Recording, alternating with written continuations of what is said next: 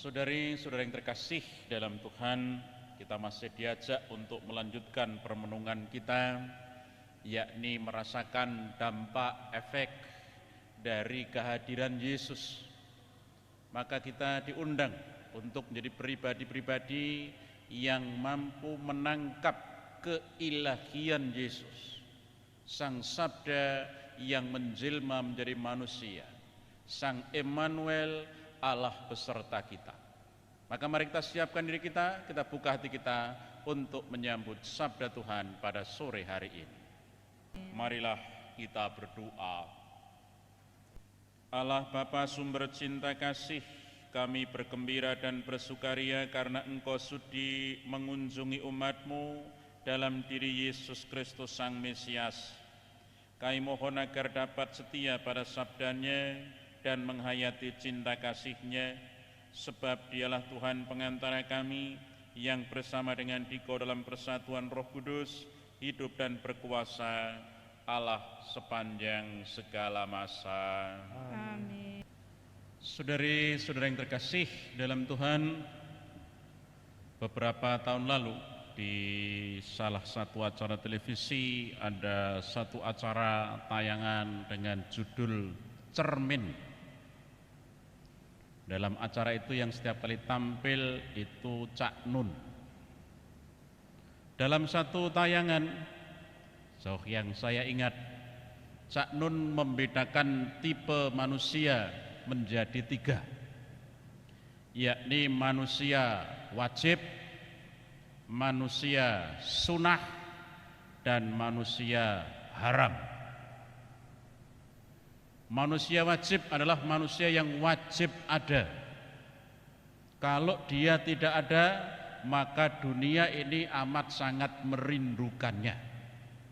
Jadi manusia wajib adalah manusia yang benar, manusia yang wajib ada di dunia ini. Sedangkan manusia sunnah, ada baik, tidak ada juga tidak apa-apa. Nama sunnah juga. Jadi kalau ada baik, kalau tidak ada ya tidak apa-apa. Sementara manusia haram itu sebaiknya tidak ada. Kalau kita menyitir kitab suci, manusia haram itu lebih baik ya dikalungi batu kilangan dan dilemparkan ke dalam laut. Lebih baik tidak ada. Nah, dari tiga tipe itu, Yesus adalah manusia wajib. Dia wajib ada di dunia ini. Dia wajib datang di dunia ini. Karena dia adalah manusia yang dipenuhi oleh Roh Allah. Sebagaimana dinubuatkan oleh Nabi Yesaya yang diwartakan kepada kita kemarin. Sungguh sangat indah dalam warta bacaan kemarin. Jadi Roh Tuhan ada padaku. Dia telah mengurapi aku, mengutus aku untuk menyampaikan kabar baik kepada orang miskin, memberitakan pembebasan kepada orang-orang tawanan, penglihatan kepada orang buta, membebaskan orang-orang yang tertindas, untuk memberitakan tahun rahmat Tuhan telah datang. Itu yang diwartakan kepada kita kemarin. Dan masih ditambahkan di sana, pada hari ini genaplah nas itu saat kamu mendengarnya. Maka di samping sebagai pribadi yang dipenuhi oleh Roh Allah, Yesus juga penggenap dari nubuat Nabi. Dan pemenuhan penggenapan dari nubuat Nabi itu nampak dalam beberapa hal. Contoh misalnya beberapa hari yang lalu diwartakan kepada kita Yesus yang memberi makan 5.000 orang. Atau dalam pemberitaan berikutnya Yesus yang meredakan angin ribut sehingga para murid menjadi tenang. Dan hari ini diwartakan kepada kita seorang kusta yang disembuhkan. Atau Yesus menyembuhkan orang kusta. Kita bisa sedikit membayangkan bahwa pada zaman Yesus, orang kusta atau orang yang menderita kusta adalah orang yang memiliki penderitaan ganda. Ibaratnya sudah jatuh tertimpa tangga. Mengapa demikian? Karena secara badani orang yang kena kusta itu menjadi lemah. Dan orang yang lemah ini masih ditindas secara psikis. Orang yang terkena kusta itu najis, dipandang najis oleh orang lain, oleh anggota masyarakat, dan dia harus diasingkan. Ya, sudah sakit, badannya lemah, masih diasingkan dengan tata aturan yang sungguh sangat tirik-tirik. Maka sekali lagi orang kusta adalah orang yang mendapatkan penderitaan ganda, penderitaan double. Tapi dalam penderitaannya itu, dalam keadaan yang sangat menderita itu, dia tidak kehilangan asa, dia tidak kehilangan harapan, dia tidak kehilangan pegangan. Tapi sebaliknya dia sungguh mampu menangkap keilahian Yesus dan percaya akan kuasanya. Dan kepercayaan itu nampak dalam ungkapannya yang sungguh luar biasa. Tuhan, jika Tuhan mau, Tuhan dapat menyembuhkan saya. Ya, ungkapan yang sungguh sangat menarik. Tuhan, jika Tuhan mau, Tuhan dapat mentahirkan saya, dapat menyembuhkan saya. Dan yang menarik, Tuhan Yesus menanggapi orang kusta itu. Ya, aku mau, jadilah engkau sembuh, jadilah engkau tahir. Dan kuasa sabdanya luar biasa. Karena seketika itu juga orang itu menjadi sembuh, orang itu menjadi tahir, orang itu menjadi bersih.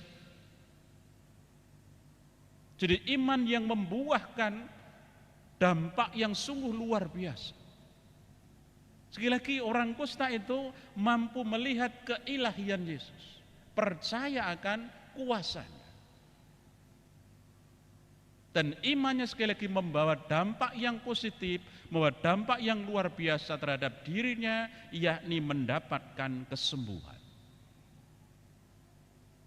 Maka dari warta ini kita bisa mengambil beberapa pesan untuk kita renungkan lebih lanjut.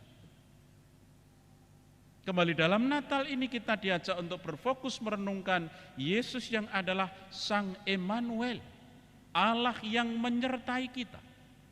Dia datang ke dunia untuk menyampaikan kabar baik kepada orang miskin, memberitakan pembebasan kepada orang-orang tawanan, penglihatan kepada orang buta, untuk membebaskan orang-orang yang tertindas, untuk memberitakan tahun rahmat Tuhan telah datang. Dan kalau kita renungkan, orang kusta itu berada dalam kategori orang miskin, orang yang tertawan, orang yang tertindas. Dan Yesus datang untuk memberikan kesembuhan kepadanya. Yang kedua, COVID-19 kiranya membuat kita menjadi seperti orang kusta yang merindukan kesembuhan, yang merindukan pembebasan. Dan iman orang kusta tadi sangat inspiratif. Inspiratifnya di mana? Meskipun ia tahu dan percaya bahwa Yesus mampu menyembuhkan dirinya, tetapi dia tidak memaksanya. Ya, walaupun dia tahu bahwa Yesus ini mampu untuk menyembuhkan dirinya, tetapi dia tidak memaksanya. Dia mengatakan, Tuhan, jika Tuhan mau, maka Tuhan bisa menyembuhkan saya. Tidak ada paksaan sedikit. Maka di sini kita bisa belajar bahwa orang beriman itu sungguh-sungguh menyerahkan dirinya secara total kepada kekuasaan Allah, tidak memaksa. Ini berbeda ya, ketika kita berdoa itu kan kalau memaksa Tuhan Allah, bahkan Tuhan Allah diberlakukan sebagai jongos, sebagai pembantu yang harus mengabulkan doa-doa saya. Ketika tidak dikabulkan lalu mogok berdoa. Hai orang kusta ini tidak. Tuhan, jika Tuhan mau, Tuhan bisa menyembuhkan saya. Jadi saya percaya bahwa Anda bisa. Persoalannya mau atau tidak. Tapi sudah percaya. Dan luar biasanya Tuhan Yesus menanggapinya. Aku mau. Jadilah engkau sembuh. Maka ini menurut saya yang bisa kita pelajari. Jadi orang beriman lagi berserah secara total kepada kekuasaan Allah, kebijaksanaan Allah. Maka beriman berarti percaya bahwa Tuhan pasti melakukan yang terbaik, bukan hanya dalam kata-kata, tetapi dalam pengalaman iman ini. Tuhan pasti melakukan yang terbaik. Maka semoga dalam hidup dan kehidupan ini kita mampu menangkap daya ilahi, campur tangan Allah, Sang Immanuel, Allah yang selalu menyertai kita. Sehingga dalam keadaan apapun, baik dalam keadaan yang menderita maupun dalam keadaan yang tidak enak dan lain sebagainya, kita tetap punya pegangan, yakni percaya kepada Allah, percaya bahwa Allah pasti melakukan yang terbaik. Maka semoga iman orang kusta itu sungguh-sungguh menginspirasi kita. Lagi orang beriman tidak pernah memaksa. Tidak pernah memaksa Tuhan Allah, tapi menyerahkan dirinya secara total kepada kekuasaan Allah, kepada kebijaksanaan Allah, kepada kemurahan Allah. Dan Allah adalah murah hati, Allah adalah bijaksana. Berkat Tuhan menyertai kita semua. Amin. Allah mengutus puteranya ke dunia agar kita hidup olehnya. Dalam hal ini nyatalah cinta kasih Allah kepada kita. Marilah kita berdoa.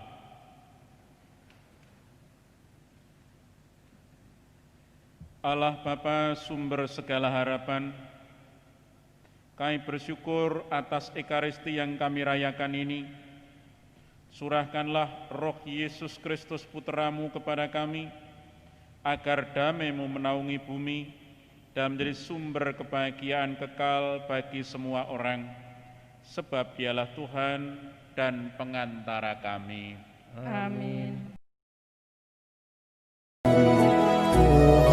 Kehadiran-Mu dalam jiwaku, karena sekarang aku tak dapat menyambut-Mu dalam sakramen Ekaristi. Datanglah sekurang-kurangnya secara rohani ke dalam hatiku. Karena Engkau telah hadir, aku memeluk-Mu dan mempersatukan diriku sepenuhnya kepadamu. Jangan biarkan aku terpisah